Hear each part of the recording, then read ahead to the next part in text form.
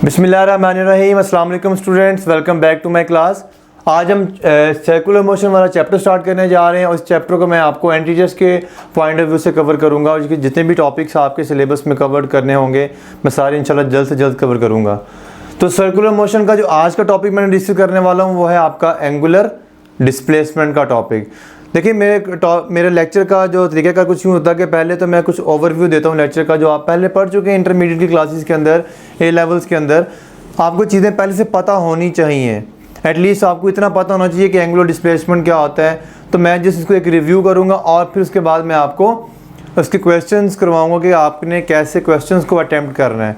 तो मेरा लेक्चर सिर्फ टॉपिक पे मुश्तमिल नहीं होता बल्कि टॉपिक की डिटेल के साथ साथ उसमें बहुत सारे शॉर्टकट्स अगर अवेलेबल हों तो वो भी बताता हूँ मैं आपको। और फिर उस टॉपिक में जो भी फार्मूला जो कॉन्सेप्ट्स हैं उनसे रिलेटेड आपने पेपर में एग्जाम में कैसे क्वेश्चंस को अटैम्प्ट करना होता है, तो ये सारी चीज़ें मेरे लेक्चर को कवर करती हैं। तो इसलिए आप लोगों ने वीडियो को एंड तक देखना है और स्किप नहीं करना। तो आइए स्टार्ट करते हैं आज का लेक्चर, एंगुलर डिस्प्लेसमेंट।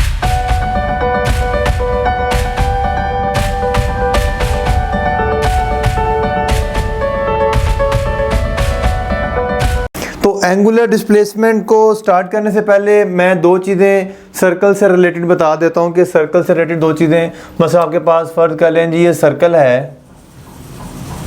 सर्कल का तमाम स्टूडेंट्स जानते हैं सर्कल क्या होता है।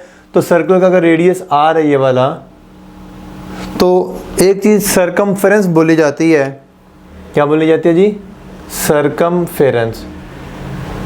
सर्कमफेरेंस जिसे हम सी से भी डिनोट कर सकते हैं और ये होता है जी 2πr के equal, that is called length of the circle. इस सर्कल की जो लेंथ होती है उसे सर्कमफेरेंस बोलते हैं। और अगर सर्कल का एरिया फाइंड करना हो तो वो आप जब जानते हैं एरिया इज इक्वल टू क्या होगा, πr²। तो ये आगे जाके छोटी सी चीज़ है, ये आपको आगे जाके इस्तेमाल करनी पड़ सकती है, इसलिए मैंने पहले बता दी है। जस्ट इसको याद कर लें ताकि आगे चैप्टर जो आगे कहीं इस्तेमाल हो तो आपको ईजिली इसको सॉल्व कर सकें। तो आइए स्टार्ट करते हैं जी आज का लेक्चर। आज का टॉपिक जो है वो एंगुलर डिस्प्लेसमेंट से रिलेटेड है। पहले एंगुलर डिस्प्लेसमेंट को समझ लेते हैं और फिर एट द एंड मैं इसके काफ़ी सारे क्वेश्चन भी मैंने बनाए हुए हैं आप लोगों के लिए, आपकी प्रैक्टिस के लिए। तो एंगुलर डिस्प्लेसमेंट,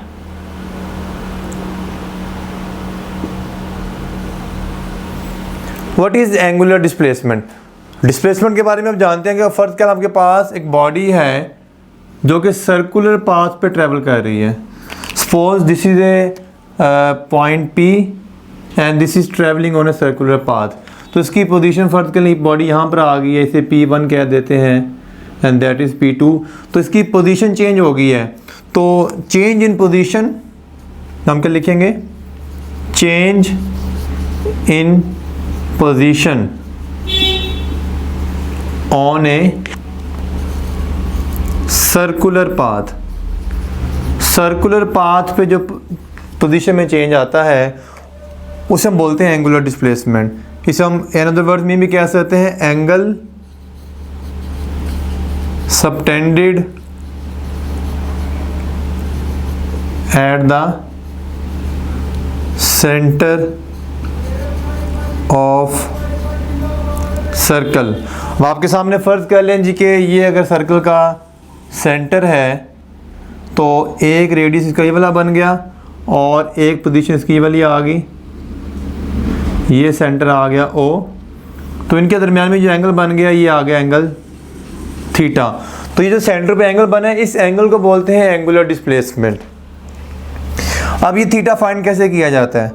अगर आपने ये वाला थीटा फाइंड करना है तो थीटा को फाइंड करने का तरीकाकार ये होता है कि आपने पोजीशन 1 से पोजीशन 2 तक जितना भी डिस्टेंस ट्रैवल किया है, अगर मैं उसे कह देता हूँ S, और ये S को हम आर्क लेंथ भी बोलते हैं।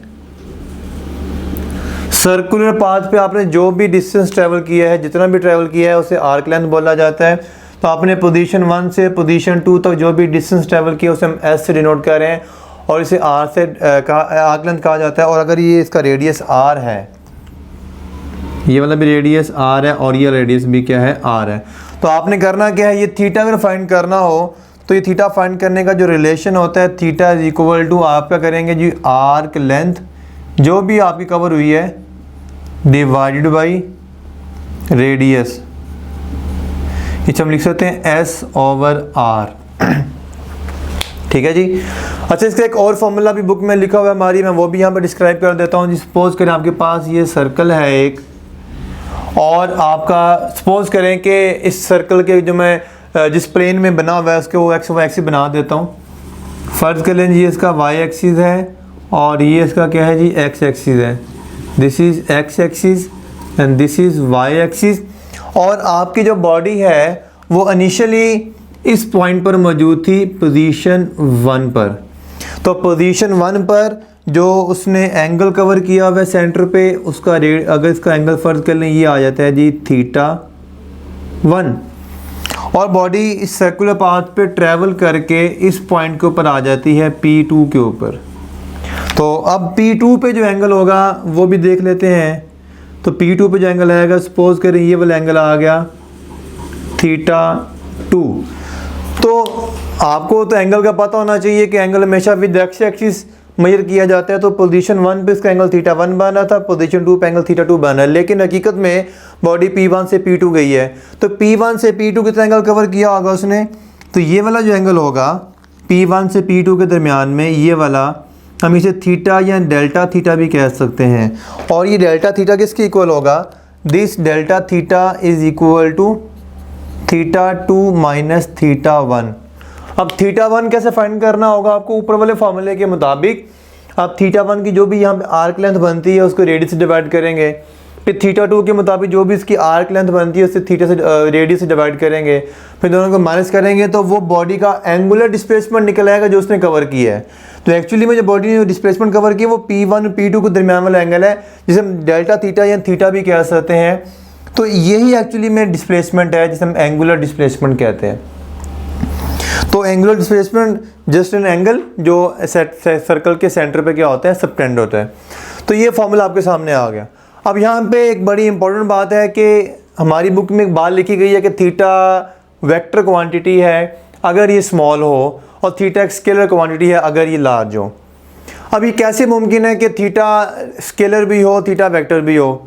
मैं इस बात को एक सिंपल वे में आपको समझा देता हूँ। वैसे तो बहुत सारे वेज़ हैं। एक वे ये है कि आप इसका कम्यूटेटिव लॉ को होल्ड करके चेक कर लें। यानी आप लोग जानते हैं कि वेक्टर्स में क्या होता है, commutative law of addition hold करता है। अगर θ1 प्लस θ2 इज इक्वल टू, अगर θ1 plus θ2 is equal to θ2 plus θ1, अगर ये होल्ड करे तो हम कह देते हैं कि ये वेक्टर है। अब इस बात को अंडरस्टैंड करने के लिए थोड़ी सी डिफ़िकल्ट एग्जांपल है, लेकिन मैं उस एग्जांपल की तरफ नहीं जाऊंगा। आप लोगों ने बहुत सारे लेक्चर्स मौजूद हैं यूट्यूब के ऊपर या और भी सोर्सेज हैं, तो आप वहाँ से देख भी सकते हैं। लेकिन वो थोड़ी सी मुश्किल एग्जांपल है, मैं थोड़ा सा आसान एग्जांपल के ऊपर आऊँगा। वो थोड़ा बता देता हूँ मैं आपको कि वो कहते हैं जी कि आपकी बुक है, पहले आप इसको एक्स एक्सिस पे रोटेट करें, फिर वाई एक्सिस पे रोटेट करें 90 पर। तो ये θ1 आ गया, θ2 आ गया, ठीक है। फिर आप क्या करेंगे, पहले 90 पर रोटेट करें वाई के ऊपर, फिर 90 रोटेट करें एक्स के ऊपर, तो ये आ गया θ2 प्लस θ1। अब देखें पहले ये वाला ये चीज़ सामने आई थी आपके, रिजल्ट ये आया था θ1 प्लस θ2 का, लेकिन θ2 प्लस θ1 में ये रिजल्ट आया। तो जो पहले रिजल्ट आया था और ये रिजल्ट आया डिफरेंट है। चूँकि डिफरेंट है इसलिए कम्यूटेटिव लॉ को होल्ड नहीं कर रहा और ये वेक्टर नहीं होगा। दूसरे केस में क्या कहते हैं जी कि अगर थीटा स्मॉल हो, तो स्मॉल में क्या कहते हैं कि थोड़ा सा एक्स पे और थोड़ा सा वाई पे रोटेट करते हैं तो ये आंसर आता है। यानी थोड़ा सा एक्स पे और थोड़ा सा वाई पर, तो ये इसका आंसर आता है। इस आंसर को गौर से नोट कीजिएगा ज़रा। अब दूसरे केस में क्या, जब θ2 प्लस θ1 करना होगा तो पहले आप वाई पर फिर एक्स पे करेंगे, तो आप देखेंगे कि ऑलमोस्ट आंसर क्या है, सेम है। तो इस एग्जाम्पल को बड़ी क्लासेस में बैचलर्स लेवल पे एक्सप्लेन किया गया है।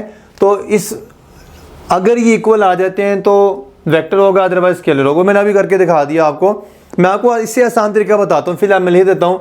ये कंडीशन सिर्फ और सिर्फ तब होल्ड करेगी जब थीटा क्या होगा, व्हेन थीटा इज स्मॉल। सिर्फ ये तब होल्ड करेगा। और जब थीटा स्मॉल होगा तो हम कह देंगे ये क्वांटिटी क्या है, एक वेक्टर क्वांटिटी। हम लिख लेते हैं vector quantity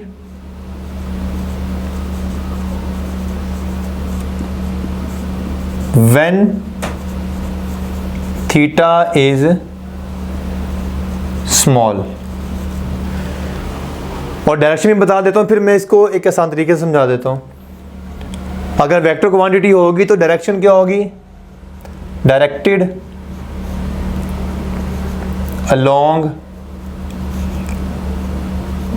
axis of rotation, axis of rotation के डायरेक्टली प्रोपोर्शनल होगी। ठीक है जी, लाइन थोड़ी टेढ़ी लिखी गई है तो कोई मसला नहीं है। तो अब मैं इसको मज़ीद एक्सप्लेन कर देता हूँ कि ये कैसे थीटा लार्ज होगा तो स्केलर हो जाएगा, थीटा स्मॉल तो वेक्टर हो जाएगा। एक एग्जांपल ये आ गई।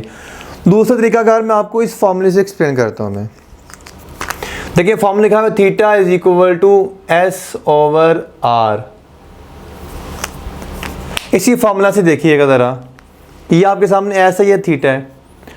अब आप इस बात का तो बखूबी इल्म रखते होंगे कि डिनोमिनेटर में कभी भी वेक्टर नहीं आता, यानी जो फ्रैक्शन में नीचे वाला फैक्टर होगा उसके ऊपर वेक्टर साइन कभी भी नहीं आता। वेक्टर क्वांटिटी कभी भी डिनोमिनेटर में नहीं आ सकती। तो आप ये आर को वेक्टर नहीं कह सकते। हाँ, आप थीटा को वेक्टर बना सकते हैं और एस को वेक्टर बना सकते हैं। अब आप गौर कीजिएगा ज़रा, फिर आर तो स्केलर हो गया तो आप इसको कह देंगे स्केलर, ये वेक्टर नहीं होगा क्योंकि डिनोमिनेटर में कभी भी वेक्टर नहीं आता, डिनोमिनेटर में हमेशा स्केलर होता है। अब बाकी चीज़ें आ जाती हैं। अगर एस वेक्टर हो तो मैं कह दूंगा थीटा भी वेक्टर है, और अगर एस स्केलर होगा तो मैं कह दूंगा थीटा भी स्केलर है। अब ये कैसे मुमकिन होगा कि एस किस केस में वेक्टर हो सकता है? देखिए ये एस जो है ये एक्चुअली में वो आर्क लेंथ है, वो डिस्टेंस है जो P1 और P2 के दरमियान में कवर हुआ है। और आप देख सकते हैं कि डिस्प्लेसमेंट जो होता है, डिस्प्लेसमेंट होता है the shortest path between 2 points. अगर मैं इसका डिस्प्लेसमेंट ड्रॉ करूंगा तो वो डिस्प्लेसमेंट बनेगा कुछ इस तरह से, ये स्ट्रेट पाथ। ठीक है जी, ये जो स्ट्रेट पाथ बना है ये डिस्प्लेसमेंट है, और जो कर्व्ड पाथ है इसे हम डिस्टेंस बोलेंगे। इस केस में कर्व्ड पाथ और स्ट्रेट पाथ दोनों में डिफरेंस है। अच्छा, व्हाट अबाउट अगर मैं ये थीटा की वैल्यू स्मॉल कर दूं? जब मैं थीटा को बिल्कुल स्मॉल करता चला जाऊंगा, जब थीटा स्मॉल होता चला जाएगा तो ये आर्क लेंथ भी क्या होती चली जाएगी, कम होती चली जाएगी। जब आर्क लेंथ शॉर्ट होती चली जाएगी तो ये कर्व पाथ है बहुत स्मॉल होने की वजह से ये अप्रोक्सीमेटली क्या बन जाएगा, स्ट्रेट पाथ बन जाएगा। और जब ये स्ट्रेट पाथ बन जाएगा थीटा स्मॉल होने की वजह से ये एस है और ये जो स्ट्रेट पाथ है ये आपस में इक्वल हो जाएंगे, यानी जो डिस्टेंस होगा वही डिस्प्लेसमेंट होगा। कब? जब थीटा बहुत स्मॉल होगा। तो आपने देखा थीटा के स्मॉल करने से, if theta is small, if theta is small, S will be approximately a straight line। S जो होगा वो अप्रोक्सीमेटली स्ट्रेट लाइन बन जाएगा, और स्ट्रेट लाइन क्या बन जाएगा, डिस्प्लेसमेंट बन जाएगा ये वाला। और डिस्प्लेसमेंट क्या है, एक वेक्टर क्वांटिटी है। So we can say that, तो we can treat as can be, क्योंकि स्ट्रेट लाइन बन चुकी है, डिस्प्लेसमेंट बन चुका है, S can be treated as vector। तो फिर मैं क्या करूँगा, इस S के ऊपर क्या डाल दूंगा, एक वेक्टर साइन डाल दूंगा। तो अगर ये S वेक्टर साइन बन जाएगा तो फिर थीटा भी क्या हो जाएगा, एक वेक्टर हो जाएगा। लेकिन ये सिर्फ तब होगा जब थीटा क्या होगा, स्मॉल होगा। तो इस तरह से आपने देखा कि दो तरीकों से मैंने आपको समझा दिए, कम्यूटेटिव प्रॉपर्टी से और एक इस फॉर्मूला से जो आप लोगों ने पढ़ा हुआ है इससे पहले, कि थीटा, अगर थीटा स्मॉल करने की वजह से एस जो है वो ऑलमोस्ट स्ट्रेट लाइन बन जाता है, डिस्प्लेसमेंट बन जाता है, जिसको हम वेक्टर की तरह ट्रीट करते हैं। फिर तो जब ये वेक्टर बनेगा तो थीटा भी वेक्टर कहलाएगा। So theta is a vector quantity but when the theta is small. Small कितना होगा, ये 5 डिग्री टू 6 डिग्री के दरमियान इतना अप्रॉक्सीमेटली होता है। इससे ज़्यादा करोगे तो ये इसकी वेक्टर प्रॉपर्टीज़ ख़त्म होना शुरू हो जाएंगी। इसके बाद कुछ इन्फॉर्मेशन है छोटी सी, फिर मैं क्वेश्चन की तरफ आता हूँ। इन्फॉर्मेशन ये है कि जी एंटी क्लॉकवाइज अगर बॉडी रोटेट कर रही है तो it will be treated as positive, और अगर क्लॉकवाइज बॉडी रोटेट कर रही है it will be treated as negative. यानी कि अगर एंटी क्लॉकवाइज बॉडी घूमेगी तो उसका एंगुलर डिस्प्लेसमेंट को पॉजिटिव कंसिडर किया जाएगा, और अगर क्लॉकवाइज रोटेट कर रही है तो उसका एंगुलर डिस्प्लेसमेंट को नेगेटिव ट्रीट किया जाएगा। अब आप सवाल पूछेंगे क्यों, एंटी क्लॉकवाइज को पॉजिटिव क्यों, क्लॉकवाइज को नेगेटिव क्यों? देखिए मैं इसका बड़ा सिंपल सा आंसर देता हूँ। बीइंग ए मुस्लिम, मैं तो सबसे ज़्यादा यकीन अल्लाह ताला पे रखता हूँ। आप भी बीइंग ए मुस्लिम, आप बल्कि सबका नॉन मुस्लिम भी है तो वो भी अल्लाह ताला पे यकीन रखते हैं, बस नाम उनका मुख्तलिफ है लेकिन अल्लाह ताला तो एक ही है। तो बहरहाल आप गौर करें, जो अल्लाह ताला ने इस कायनात को बनाया है, ये जो गैलेक्सीज़ हैं, ये जो पूरी प्लैनेट्स हैं, एक दूसरे के राउंड रिवॉल्व कर रहे हैं, ये सारे के सारे एंटी क्लॉकवाइज में हैं। और सबसे खूबसूरत बात ये कि जब हम खाना काबा का तवाफ़ करते हैं तो तवाफ़ भी एंटी क्लॉकवाइज ही लिया जाता है। तो इस इन दैट सेंस हम कहते हैं कि दुनिया में, इस कायनात में अल्लाह ताला की बनाई हुई जितनी भी चीज़ें हैं उनमें से 99.9% जो चीज़ें हैं वो एंटी क्लॉकवाइज मोशन में हैं, अगर वो सर्कुलर मोशन कर रही हैं। और चूँकि ज़्यादातर चीज़ें, ज़्यादातर बनाई हुई अल्लाह ताला की चीज़ें एंटी क्लॉकवाइज मोशन के अंदर हैं, इसलिए anti clockwise will be treated as positive, और उसका उल्टा कर देंगे तो नेगेटिव। घड़ी हमारी क्लॉकवाइज होती है, जैसे सुइयां की चलती हैं, तो उसको हम नेगेटिव ट्रीट करेंगे। इसके बाद इसको मैं एक और तरीके से भी बता सकता हूँ। अगर आपने एंगुलर डिस्प्लेसमेंट की डायरेक्शन फाइंड करनी हो तो आप राइट हैंड रूल यूज़ करते हैं, और अपनी राइट हैंड की फिंगर्स को जिस तरह से कर्ल करेंगे जैसे बॉडी रोटेट कर रही है। अगर क्लॉकवाइज रोटेट कर रही है तो आपने फिंगर्स को क्लॉकवाइज रोटेट कर देना है, यानी इस तरह से। अगर एंटी क्लॉकवाइज रोटेट कर रही है तो आपने फिंगर्स को एंटी क्लॉकवाइज रोटेट कर लेना है। तो अपने राइट हैंड की फिंगर्स को उसी तरह से कर्ल करें जिस तरह से आपकी बॉडी रोटेशन में है। तो आपको थंब बताएगा that will be the axis of rotation and that is the direction of angular displacement. अब एंटी क्लॉकवाइज को आप पॉजिटिव इस तरह भी क्रिएट कर सकते हैं जी कि अगर आप राइट हैंड की फिंगर्स को, राइट हैंड पॉजिटिव होता है, लेफ्ट हैंड को हम नॉर्मली नेगेटिव कंसिडर करते हैं, तो राइट हैंड पॉजिटिव, आप इसकी फिंगर्स को गौर करिएगा ज़रा, तो ये एंटी क्लॉकवाइज हैं। तो ये मेरा थंब है वो किस तरफ इशारा कर रहा है? ऊपर की तरफ। और सबसे ऊपर कौन है? फिर हम कहते हैं अल्लाह ताला की ज़ात है। तो हमारी राइट हैंड की फिंगर्स को एंटी क्लॉकवाइज रोटेट करने से हमारा अंगूठे का इशारा करता है कि अल्लाह ताला ऊपर है और वो पॉजिटिव है, इसलिए इन दैट सेंस हम एंटी क्लॉकवाइज को पॉजिटिव भी कहते हैं। तो खैर ये कुछ एग्जांपल्स ही मैंने आपको बता दिया कि एंटी क्लॉकवाइज को हम पॉजिटिव क्यों कंसिडर करते हैं। तो जी ये कुछ इन्फॉर्मेशन जो आपकी इससे रिलेटेड है, कुछ यूनिट्स डिस्कस कर लेते हैं और फिर उसके बाद फ़ौरन से मैं एमसीक्यूज़ के ऊपर आता हूँ कि कैसे आपके क्वेश्चन आएंगे जी। तो आपके सामने कुछ यूनिट्स हैं इसके। जो यूनिट्स हैं तो 3 यूनिट्स हैं वैसे तो। एक तो डिग्री होता है, degree,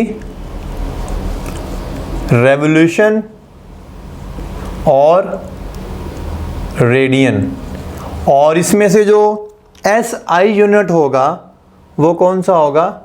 radian is the SI unit. ठीक है जी, रेडियन क्या होगा जी? इसका SI यूनिट होगा। अब इनका अगर आपस में रिलेशन चेक करना चाहें तो पहली बात तो इनमें से क्वेश्चन आ सकते हैं कन्वर्जन की, आपको डिग्री में कोई वैल्यू गिवन हो, आपको रेडियन में कन्वर्ट करनी हो या रेवोल्यूशन में कन्वर्ट करनी हो एंड वाइस वर्सा। तो आपको क्या करना होगा? ये रिलेशन के ज़रिए आप करेंगे। तो अगर पूरे सर्कुलर की बात कीजिए, सर्कुलर पाथ की बात की जाए तो पूरा सर्कल का मतलब होता है 1 रेवोल्यूशन, और जो 1 रेवोल्यूशन होता है वो 360 डिग्री या 2 पाई रेडियन के इक्वल होगा। इसके बाद अगर मैं यहाँ से पूरे फैक्टर को 2 से डिवाइड कर दूँ, 2 से, तो ये क्या आ जाएगा? 1/2 रेवोल्यूशन, यानी हाफ रेवोल्यूशन हो गई। ये क्या आ जाएगा? ये आ जाएगा 180 डिग्री, और ये क्या आ जाएगा? Pi radian. तो पाई रेडियन, वैसे पाई की वैल्यू 3.14 होती है, ये वो वाली, वो 3.14 रेडियन में होगी, लेकिन जब डिग्री में लेके जाओगे तो वो 180 डिग्री बन जाएगा। अच्छा, मैं इसको अगर पाई से भी डिवाइड कर दूं तो क्या आ जाएगा? 1/2 पाई हो जाएगा। ये पाई से डिवाइड करने से तो 1/2 पाई रेवोल्यूशन इसके बराबर आ जाएगा 180 डिग्री ओवर पाई, और यहाँ पे क्या आ जाएगा? 1 रेडियन। तो आप ये रिलेशन याद कर सकते हैं। और लास्ट 2 रिलेशंस अगर मैं रेडियन से देखिए, 1 radian is equal to 180 over pi degree, तो यहाँ से लिख देते हैं जी 1 रेडियन किसके इक्वल आ रहा है जी? 180 ओवर पाई डिग्री, मतलब आपने रेडियन से डिग्री में जाना हो तो 180/पाई से मल्टीप्लाई कर दें सिंपल, और इसको सॉल्व करेंगे 3.14 पुट करके तो 57.3 डिग्री निकलेगा ये, इसकी वैल्यू 3.14 यूज़ करने पर। और अगर मैं इसका 1 डिग्री निकालना चाहूँ, यहाँ से 1 डिग्री निकालना चाहूँ तो ये पाई और 180 उल्टा होगा तो जाके डिवाइड हो जाएगा, ये क्या बनेगा पाई/180 डिग्री, सॉरी पाई/180 रेडियन। तो अगर आपने डिग्री से रेडियन में कन्वर्जन करनी हो तो आपने इसका करना है पाई/180 से मल्टीप्लाई करना है, और ये आ जाएगा आंसर 0.017 रेडियन। तो ये कुछ आइडेंटिटीज़ हैं, कुछ इनके इक्वलिटीज़ हैं, रिलेशन आप याद कीजिएगा। आइए अब चलते हैं जी कुछ क्वेश्चंस की तरफ कि आपने इस टॉपिक में से जो सारी बातें बताई ये भी कुछ MCQs ही हैं, ये जो इन्फॉर्मेशन बेस्ड क्वेश्चन है, लेकिन न्यूमेरिकल बेस्ड क्वेश्चन कैसे आएंगे। तो आइए अब क्वेश्चन की तरफ चलते हैं। तो अब मैंने कुछ क्वेश्चंस आपके अपने डायरी से बना रखे हैं, तो वो क्वेश्चन डिस्कस कर लेते हैं आप। तो पहला क्वेश्चन मैं आपको ज़ुबानी शेयर कर लेता हूँ, वो आपसे कन्वर्जन से रिलेटेड है कि आपको डिग्री से रेडियन में, रेडियन से डिग्री में कन्वर्ट करना हो तो फिर आप इस आइडेंटिटी को यूज़ करेंगे। अगर रेडियन से डिग्री में जाना हो तो 180/पाई से मल्टीप्लाई कर देंगे, अगर डिग्री से रेडियन में आना हो तो पाई/180 से मल्टीप्लाई कर देंगे। तो क्वाइट सिंपल क्वेश्चन है, ये आप खुद भी प्रैक्टिस कर सकते हैं। मैं आपको क्वेश्चन करता हूँ जी कि क्लॉक से रिलेटेड क्वेश्चन है मेरा। क्लॉक आप कहते हैं जो वॉल क्लॉक होती है, क्लॉक यहाँ पे बना लेते हैं पहले जी कि क्लॉक आपके पास यहाँ पे 12 होता है, यहाँ पे 6, यहाँ पे 9, यहाँ पे 3, यहाँ पे 4, 2, 1, 5, 7, 8, 10 एंड 11, ये आपकी क्लॉक होती है। और यहाँ पे नीडल्स होती हैं, मिनट वाली, सेकंड वाली एंड आवर्स वाली। Now the question is what is the circular measure of the angle between hands. Question है what is the circular measure of angle between the hands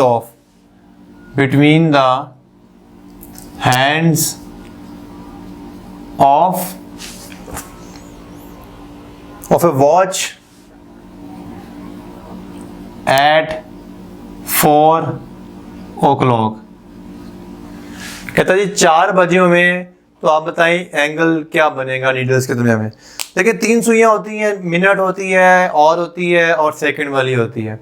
जब 4 बजेंगे इसका मतलब घंटे वाली सुई 4 के ऊपर होगी और मिनट और सेकंड वाली सुई कहाँ पर होगी, 12 के ऊपर होगी। तो 2 नीडल्स 12 के ऊपर होगी और 1 नीडल कहाँ पर होगी, 4 के ऊपर। तो ये जो और वाली है वो 4 के ऊपर आ जाएगी, यहाँ पर आ जाएगी, और जो बाकी 2 हैं वो उसको मैं एक ही बना देता हूँ, वो किस पे होंगी, 12 पे। आपने बताना क्या है, इनके दरमियान में ये वाला एंगल बताना है, theta is equal to question mark. तो सॉल्व कर लेते हैं जी। ऑप्शन दे देता हूं जी मैं। ऑप्शंस क्या है जी, ऑप्शन है जी 3π/2 रेडियन, 2π/3 रेडियन, या 3π/4 रेडियन, 4π/3 रेडियन। इन ऑप्शन में सिलेक्ट करने हैं तो सॉल्व कर लेते हैं, लेकिन आपसे रिक्वेस्ट है कि अभी मेरी वीडियो को पॉज करें और इसको खुद अटेम्प्ट करें पहले, और फिर वीडियो को प्ले करके मेरे इस आंसर को चेक करें ज़रा।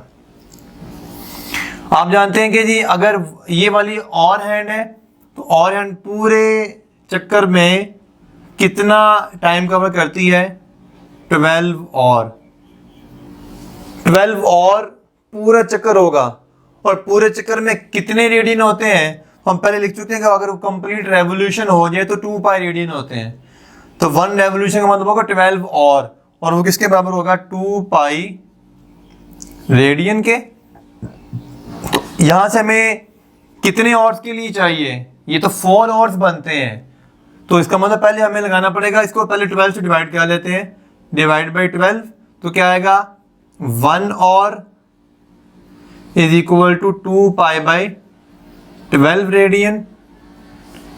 और अब आपको चाहिए कितने, 4 o'clock, यानी 4 बजे में, तो 4 मल्टीप्लाई कर देंगे आप, तो 4 और किसके बराबर आ जाएंगे, 4 hours is equal to 4 × 2π/12 radian.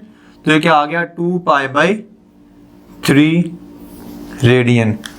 तो अगर आप ये वाला रिलेशन याद कर लें 1 और इज इक्वल टू 2π/12, यहाँ से π/6 भी लिखा जा सकता है, तो आप इस तरह के कोई भी क्वेश्चन को अटेम्प्ट कर सकते हैं। मसलन आपसे 4 की बजाय कहा जाता कि 5 o'clock पे क्या एंगल बनेगा, तो फिर आप जस्ट क्या करते हैं, इसी इक्वेशन को 5 से मल्टीप्लाई कर देंगे। आपसे कहा जाएगा जी कि रात के 10 बजे में 10 o'clock आप कितना एंगल होगा, तो फिर आप यहाँ पे 10 से मल्टीप्लाई कर देंगे। तो ये अगर आप याद कर लेंगे, सिर्फ और हैंड के लिए है ये वाला सोल्यूशन। मिनट हैंड के लिए डिफरेंट होगा, वो भी मैं आपको सोल्यूशन बता देता हूँ कि मिनट हैंड का सोल्यूशन क्या होगा। तो मिनट हैंड वाला मैं यहाँ पे साइड पे कर देता हूँ। तो इसका सोल्यूशन आ गया 2π/3। सो राइट ऑप्शन क्या आ गया 2π/3, जो कि ये वाला ऑप्शन बनता है। फिलहाल मैं कर देता हूँ मिनट हैंड के लिए भी एक ऐसी ही इक्वेशन बना देता हूँ। आपने जस्ट उसको मल्टीप्लाई करना होगा उस नंबर से जितने मिनट का पूछा जाएगा आपको। मिनट हैंड ऑफ क्लॉक है, तो मिनट हैंड अगर कंप्लीट रेवोल्यूशन कर ले, 1 रेवोल्यूशन कंप्लीट कर ले, तो वो कर लेती है 60 मिनट्स। इसका मतलब है 60 मिनट्स में अगर जाती है वो कंप्लीट रेवोल्यूशन हो जाएगी, और कंप्लीट रेवोल्यूशन होने की वजह से वो कितना रेडियन कवर करेगी, 2π रेडियन कवर करेगी, और 360 डिग्री। तो मैं SI यूनिट्स में सॉल्व कर रहा हूँ, 360 वाला आप खुद भी कर सकते हैं। और अगर यहाँ से मैं 1 मिनट निकालना चाहूँ तो 60 लाके डिवाइड कर दें तो क्या आएगा π/30 रेडियन। तो ये 1 मिनट का आ गया। अब अगर आपसे कहते हैं कि मिनट हैंड 20 मिनट्स कवर कर लेती है, तो बताइए उसने कितना एंगल सबटेंड किया। तो 20 मिनट्स का मतलब होगा आपने जस्ट इस इक्वेशन को 20 से मल्टीप्लाई करना होगा। अगर आपसे इसी तरह सेकंड हैंड की बात की जाए तो यहाँ पे सेकंड हैंड का भी सेम रिजल्ट होगा। यहाँ पे 60 मिनट है तो यहाँ पे 60 सेकंड आ जाएगा, क्योंकि एक कंप्लीट रेवोल्यूशन में सेकंड हैंड जो है वो 60 सेकंड कवर करती है। उसका आ जाएगा 1 second is equal to π/30 radian. आगे डिग्री में कन्वर्ट करना मैंने रिलेशन बता दी है, तो आप वो कर सकते हैं। तो इस तरह सेकंड हैंड का आप खुद कर लीजिएगा। तो ये है जी आपका फर्स्ट क्वेश्चन। आइए देखते हैं जी नेक्स्ट क्वेश्चन कर लेते हैं। कहता है जी wheel of radius are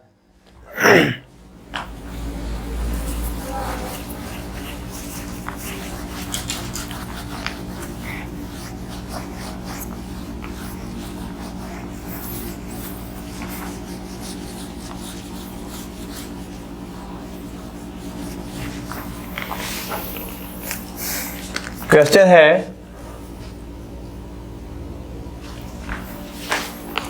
a wheel of radius 1 meter, a wheel of radius is equal to 1 meter, rotate through an angle of 30 degree, rotates through an angle of 30 degree on a road, road के ऊपर rotate करता है जी ये। The distance covered by the wheel on the road, the distance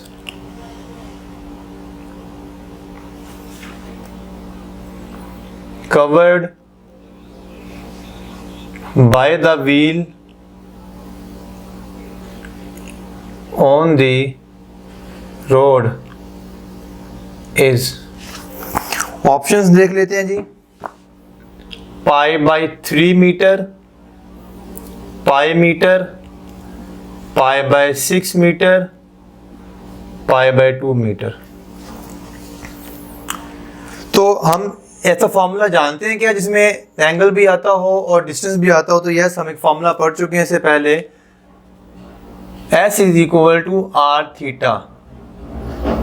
S basically मैं formula पढ़ा था, theta is equal to S over R। तो यहाँ से S किसके बराबर आ जाएगा? R theta. अच्छा, ये फॉर्मूला यूज करते हुए आपने एक बात का ख्याल रखना है, this formula is only valid when theta is in radian. ये फॉर्मूला सिर्फ और सिर्फ SI यूनिट्स में ही एप्लीकेबल है।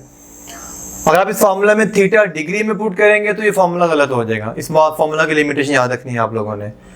तो अब हमें क्या करना पड़ेगा, पहले थीटा तो ठीक 30 डिग्री में है, हमें क्या करना पड़ेगा, पहले वो कन्वर्ट करना पड़ेगा।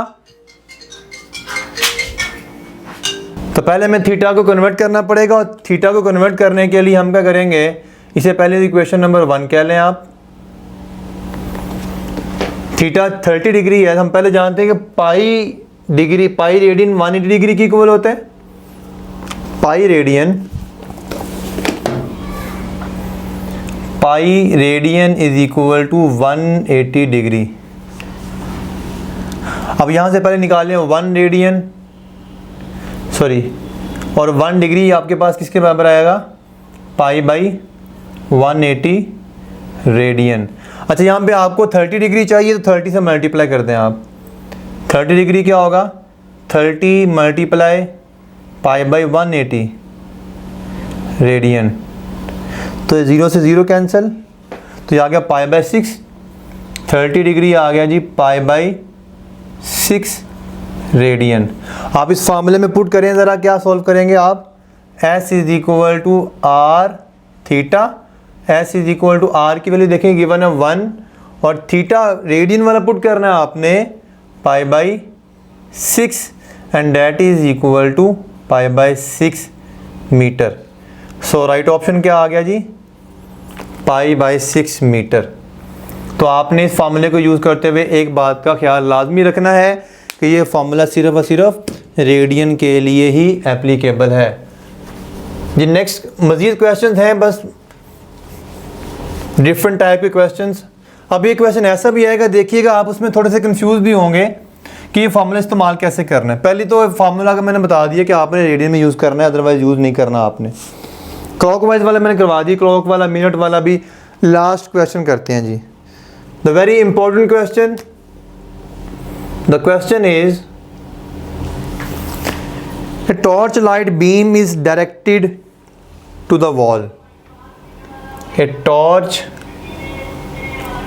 light beam is directed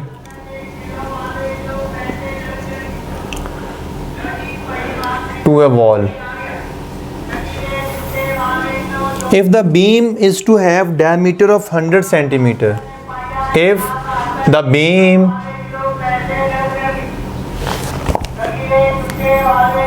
is to have diameter,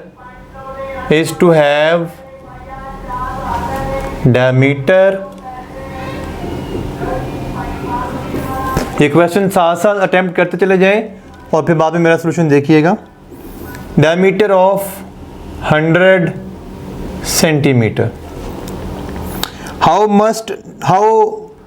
must divergence angle, how must divergence angle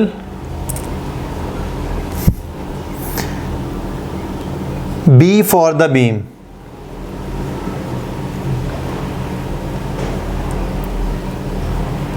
Divergence angle बताना है। The distance of torch from wall is 3 meter. The distance of torch from wall is 3 meter. Options लिखे तो यहाँ पे मैं 3 degree, 3 radian, 0.33 degree, 0.33 radian.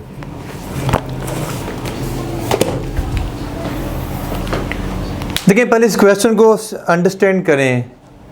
पहले तो मैं आपको वो गलती बताता हूँ जो बच्चे इस क्वेश्चन में मिस्टेक कर सकते हैं। मिस्टेक क्या कर सकते हैं, फॉर्मूला हम जानते हैं theta is equal to S over R, S theta is equal to S over are.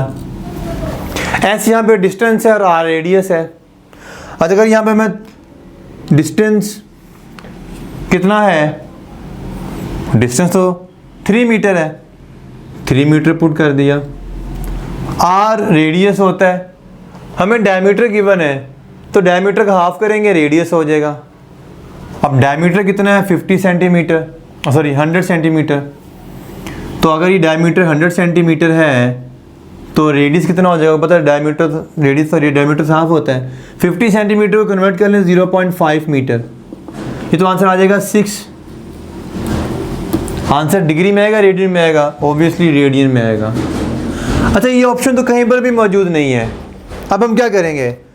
Option इसलिए मौजूद नहीं क्योंकि सोल्यूशन ही गलत है। फॉर्मूला ठीक है, सोल्यूशन गलत है इसका। वैल्यूज भी ठीक पुट की हैं, कैलकुलेशन ठीक है, लेकिन आइए देखते हैं क्या गलती की हमने। क्वेश्चन के मुताबिक एक टॉर्च लाइट है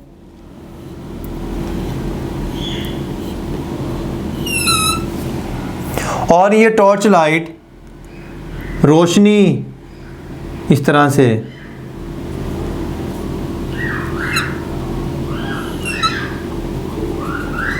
ये डाइवर्ज कर रही है रोशनी इसकी, ठीक है जी। ये आपने पहली बात एंगल बताना है ये वाला कि कितना डाइवर्ज कर रही है, ये एंगल बताना है आपको थीटा। अब ये दीवार जो सामने है उस दीवार पे जितनी डायमीटर बनाया उसने, डायमीटर क्या होगा एक्चुअली? डायमीटर एक्चुअली में होगा ये वाला, ये डायमीटर है, डायमीटर डी कह देता हूँ मैं।